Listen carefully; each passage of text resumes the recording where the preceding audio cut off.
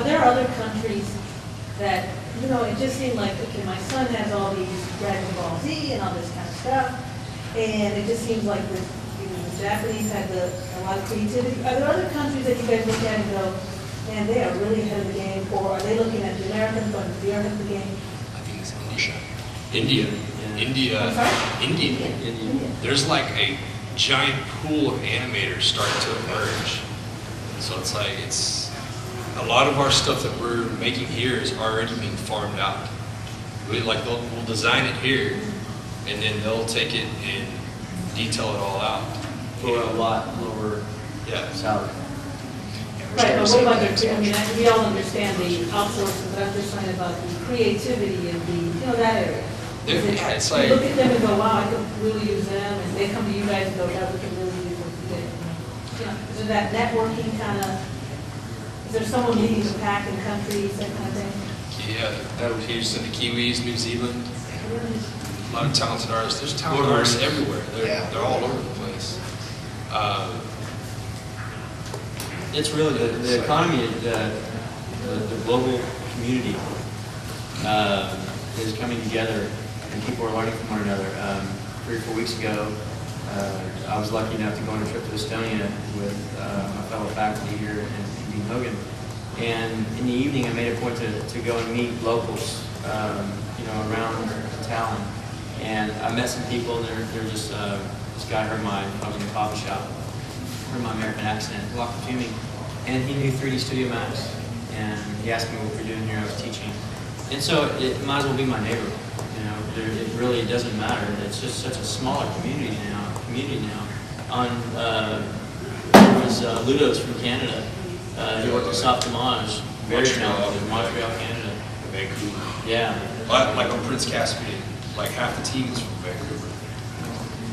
And then of course, the pay out there is different. You know, you can get a lot more money. It's really cheaper to film there. Yeah. That's why we got to bring it back to Texas. Start doing some stuff here. Thank you. In the back. I forgot my questions. That's all right. Okay, here we go. No, she's got it. What is it? You got it? No, I don't have it. This guy here's been one that says. All right. I was wondering, like, how is it different from animator to work on a game or on a film? How is it different? Like, what did they expect from the animator? Like just right off the bat, you probably know more. Being able to knock out cycles of an action or a fighting and then go back into a cycle. Yeah. Instead of just free, you know, free form. Is it like film? It's like you have to just really go from here to here, and you can freestyle it all the way there. You know, and that's it. You're done with the shot. In games, you have to think about 10 other people that are going to be using it all the time. I mean, still in film, yeah, you have to think about those other 10 people around you, but this one's more, you've got to make it where it's a component that drops in and works. Does that make sense? So just think about some of the fighter games and some of the actions that they do.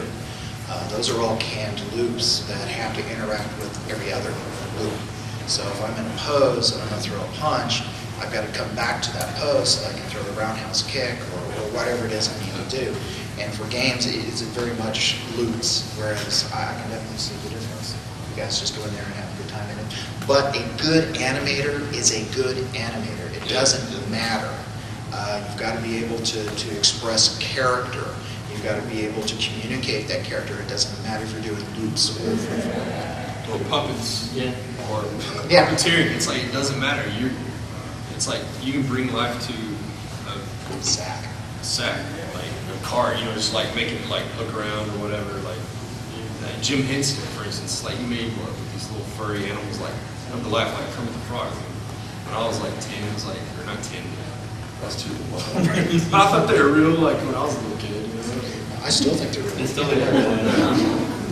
There was an animator at Nickelodeon that he was working on Peanuts. He was a Peanuts animator for a lot of the Saturday morning cartoons and things like that. Did not know 3D animation at all using Lightwave. Got hired. They threw him on the animation team, and he started animating characters. And I'll go into my classroom and I say, you know, it's not the software. It is you. It is what you bring to that program is what's going to make your work brilliant. And that was somebody who's a 2D animator, cell shader kind of guy, and got thrown into 3D application and was animating shots within 2 or 3 weeks. So it is the animator. I completely agree with you. It's like the guy I got to work with on the video game Lair, which I don't know if it turned out all right. It's all right. He was a stop motion animator, like from the old school times when it was still cool. And they could, he worked on. You remember Willow? It's Willow. There's a two-headed monster in Willow, and it has like a gull right here. It like spits out fire. And him and Phil Tippett. He worked with Phil Tippett on that one. And he's like, I think he's 58, and he's an animator, and that's young. It's very young. And he's an animator. He uses Maya. He walked into Maya, had one class, and he animated frame by frame, and everybody's like, "What are you doing?" And he was like, at the end of the day, he was like, "Here," and it was like everybody's just like blown away because he just brought a whole new style into like 3D keyframing.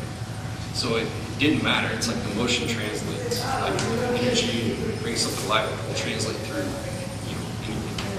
People still look at Ray Harryhausen for how you animate and stuff. That's actually how I started using animation tools. Is Oh, really? Comparing to Ray, and then I was working at 3D at the time. I was using Ray Harryhausen critters because those are known monsters for this one game, and I just was totally using them to compare. John's actually had the opportunity with Ray. When was that? Oh, it was in Los Angeles. Los Angeles. Yeah, he came to Generation. Yeah, he was here last year. Yeah, I loved Couple years ago. It's crazy. Yes, but In comparison to what you're saying, that's like back in the 80s when Pixar did Luxor Junior the Lamp. Yeah. yes, It was a groundbreaking. right. And actually, it's funny you say that. I was having a conversation last night with John. There's a children's book artist named William Joyce. And William Joyce, he did the movie Meet the Robinsons. He created Woody and Buzz Lightyear. He is the main concept artist and illustrator for those storylines. He's all 2D, and he would go in and if you look at his books, they're kind of animated. You kind of feel what's going on, and kind of what John was talking about earlier. You can kind of feel the shot in your head. A lot of those artists that can visualize. It doesn't matter if they're 2D or 3D, and they get the story across.